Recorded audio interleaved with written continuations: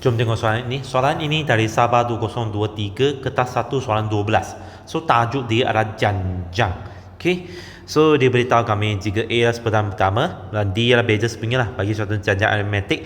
Dia suruh kami tunjukkan hasil tambah N sebutan bagi adalah formula ni lah. Sebelum masuk dia suruh nak kami terbitkan. Okay. So kami mula dengan Sn sama dengan A lah. Lepas tu tambah A plus D tambah A plus 2D tambah tot sampai tambah A plus N minus 2D tambah A plus N minus 1D. Okay. Sekarang kami tulis secara terbalik. So sama dengan A plus N minus 1D plus A plus N minus 2D plus A plus N minus 3D. Okay. Lepas tu plus plus A plus D plus A. Okay. So kalau kamu tak nampak, saya mau guna warna lah. So kamu boleh tambahkan mereka 1 and 2 1 and 2 lah. So yang kamu nampak, saya guna 3 warna lah. So ini kamu tambah dengan ini, you will get 2A plus N minus 2A N minus 1D, right? Okay. Sekarang saya guna merah, saya guna ini tambah dengan ini, so you will get 2A plus N minus 1D, right? Okay. Sekarang saya guna purple, you plus this, so kamu pun akan dapat 2A tambah N minus 1D.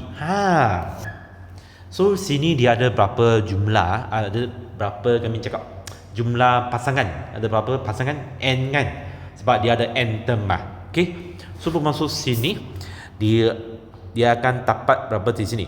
So kiri adalah 2SS lah. So masuk kanan adalah ini lah. Dia akan ada N, lepas tu benda ni 2A plus N minus 1D. Okay. Tapi kami nak Sn saja mah. So masuk 2 tu kami tak nak. So akan menjadi begini.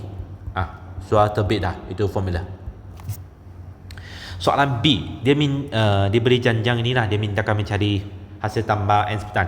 So sama juga, A sama dengan 5, D equal to 9 minus 4, 9 minus 5 equal to 4. So masuk Sn, terus ganti sajalah semua. Sn sama dengan M per 2, 5 plus M minus 1, 4. Okay. So N per 2 yang dalam ni kami permudahkan. So this one will get X 6 tambah 4N.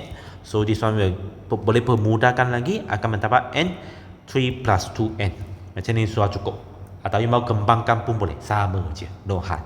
Soalan C, seterusnya diminta kami selesaikan. Okay. So apa yang kamu nampak, dia adalah ambil dari B punya. Okay. So dia minta kami cari X, bukan cari N. Kamu perlu berhati-hati. Ini bukan cari N, ini mau cari X. Okay. So Sn equal to 2277. Okay. So N 3 plus 2N equal to 2277. So sini kami selesaikan kuadratik dulu lah. So jadi begini. So ngam-ngam dia boleh difaktorkan. Okay. So sini N tak mungkin sama dengan negatif 9 per 2. So N sama dengan 33 dah. Sekarang kami nak cari nilai X lah. So maksud X ni adalah sebutan ke-33. Okay. X equal to, okay. So maksud adalah A campur 32D. D adalah 4. So this one equal to 133.